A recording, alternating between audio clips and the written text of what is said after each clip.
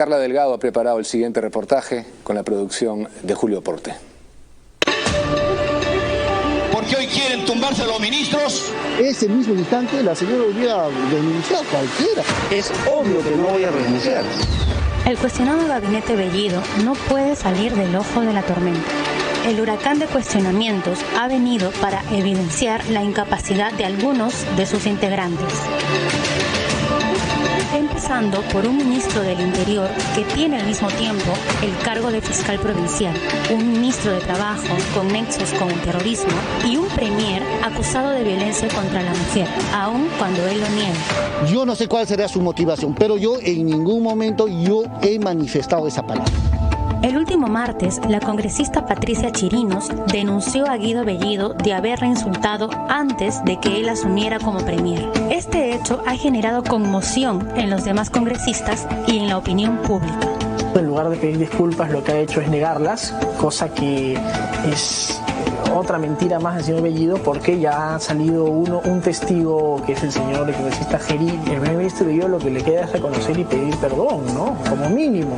Y creo que además de eso debería dar un paso al costado. Bellido, quien no es el único a quien le piden la renuncia, recomendó al ministro del Interior, Iber Maraví, su renuncia luego de las últimas acusaciones que lo vinculan con el terrorismo. Sin embargo, Maraví solo puso su cargo a disposición. Es un espectáculo grotesco. Todos los ministros tienen su cargo a disposición permanentemente. Si el presidente no quiere contar con Iber Maraví, bastaría con que le pida la renuncia, él o el premier. Por lo tanto, si el premier no está de acuerdo con un ministro, pues este debe salir de inmediato. Y si el ministro incumple con renunciar, es factible la acusación constitucional. Y es que Iber Maraví figura en atestados policiales de los años 80 por atentados terroristas en Ayacucho. A pesar de este grave hecho, Pedro Castillo ha decidido respaldar a su ministro y defender su continuidad en el cargo. Porque hoy quieren tumbarse a los ministros para poner a sus aliados, a los que se han coludido con sus empresas. Pero, ¿qué hay detrás de este respaldo? ¿Qué mensaje estaría dejando el presidente? Lo que está diciéndole es básicamente, yo estoy de acuerdo con todo lo que este señor piensa, ¿no? Y eso evidentemente es un insulto a las cientos de miles de víctimas del terrorismo en el país. El tufillo a confabulación está presente. ¿Acaso no le fue otorgada la inscripción al sindicato de profesores fundada por Pedro Castillo, la FENATEP, un día después de la juramentación del ministro de Trabajo? No se debe ver el caso de Iber Maraví aisladamente. Se tiene que ver que el presidente le debe un favor a Iber Maraví. ¿Cuál es ese favor? El primer acto como ministro de Trabajo de Iber Maraví fue darle carácter legal a un sindicato ligado a Sendero Luminoso. ¿Cómo el presidente lo va a sacar? Si le debe un favor. Haber legalizado al brazo sindicalista de Sendero Luminoso para poder socavar al SUTEP y ser la base, a posteriori, de lo que sería el partido político de Pedro Castillo. La realidad es que Pedro Castillo no puede ignorar los nexos con el terrorismo que tiene su protegido. El Congreso ya ha presentado una moción de interpelación contra el ministro de Trabajo, porque es evidente que su salida no será a causa del presidente. Por iniciativa del Ejecutivo va a ser muy difícil, salvo de que la opinión pública se manifieste de manera más contundente.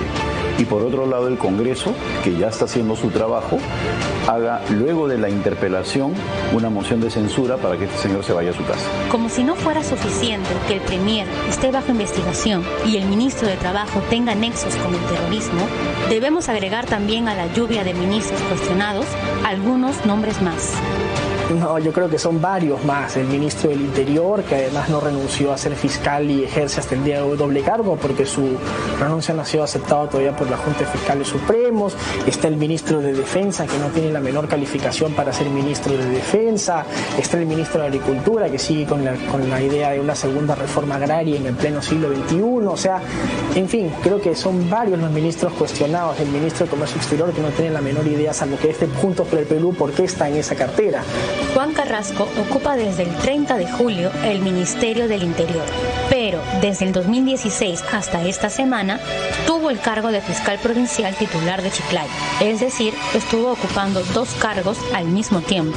El ministro también ingresa en una infracción constitucional gravísima, pues ni siquiera ha tenido él la decencia de haber renunciado tal y como estipulaba la norma en su momento. Yo no entiendo por qué la Fiscalía no actúa de oficio. En ese caso, el que estaría ya cometiendo un delito.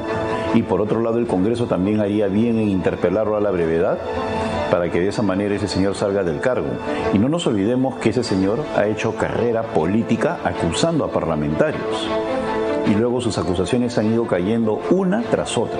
Según el artículo 40 de la Constitución, ningún funcionario o servidor público puede desempeñar más de un empleo o cargo público remunerado.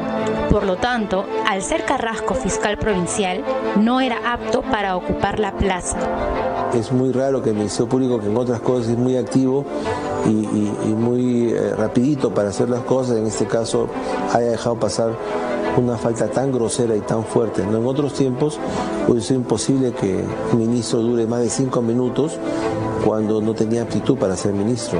Por eso, el 2 de agosto, 3 días después de juramentar como ministro del Interior, presentó su carta de renuncia a la Junta de Fiscales Supremos, haciendo hincapié en que consideren su renuncia desde el 28 de julio. Sin embargo, le fue aceptada desde el 2 de agosto.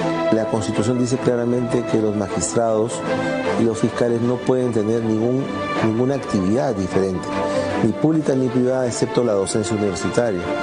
Claramente un fiscal es incompatible con ser ministro, y al haber juramentado como ministro antes de su renuncia es una clarísima infracción administrativa y una infracción constitucional. Lo cierto es que la estabilidad política pende de un hilo. ¿Quién debería ser el primero que decline de su cargo? Guido Bellido. Al salir Guido Bellido deberían irse todos a su casa. Nunca se ha visto un gabinete tan incompetente. No hay ni uno solo que se salve. Todos deben irse a su casa. Nunca se ha visto un gabinete de tan bajo nivel que está originando ya un grave deterioro económico. Es en vano luchar contra la corriente para intentar tapar las ineficiencias e inaptitudes de un gabinete tan polemizado. Se debe detener este remolino de funcionarios cuestionados y señalados antes de que arrastre al país a una tormenta política. Nano Guerra García, congresista y vocero de Fuerza Popular, es mi primer invitado esta noche.